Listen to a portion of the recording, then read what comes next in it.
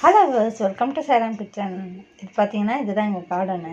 இதில் பார்த்தீங்கன்னாக்க இந்த வெள்ளை கரிசலாங்கண்ணிக்கும் மஞ்சள் கரிசலாங்கண்ணிக்கும் உள்ள டிஃப்ரென்ஸ் பார்க்கலாம் அப்படின்ட்டு நான் அந்த செடியெல்லாம் வாங்கிட்டு வந்தேன். கடைசியில் பார்த்தாக்கா அதுவுமே ஃப்ளாப் ஆகும் போல் தெரிஞ்சிச்சு. எப்படின்னு பாருங்களேன். இது வெள்ளை கரிசலாங்கண்ணி. இது எல்லாருக்குமே தெரியும். இது பாருங்க, இதேமாரி தான் பூ பூத்து பாருங்கள். வெள்ளை கரிசலாங்கண்ணின்னா இப்படி தான் இருக்கும். இந்த இலையை கசக்கணும்னா நல்லா கருப்பு கலராக இருக்குது. சரி, இது ஒரிஜினல். இது வெள்ளை கரிசலாங்கண்ணி. ஆமாம், இருக்கட்டும். இதே பாருங்க, இதுதான் மஞ்சள் கரிசலாங்கண்ணின்னு நான் நினச்சிட்டு எல்லாத்தையும் பிடிங்கிட்டும் வந்தேன்.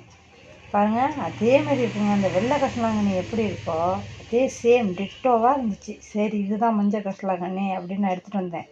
இதில் அந்த டூப்ளிகேட்டில் சொல்கிறாங்களே மஞ்சள் கரிசலாங்கண்ணின்னு, அதாங்க இதில் தான் அந்த மஞ்சள் கலரில் பூ பூக்குது. ஆனால் அந்த பூ பெருசாக இருக்குது. ஆனால் இதுவும் மஞ்சள் கரிசலாங்கண்ணி கிடையாது. அந்த மஞ்சள் கரிசலாங்கண்ணியோட பூ எப்படின்னாக்கா இது மாதிரி ஒட்டிக்கிட்டு இருக்காது போல இருக்குது.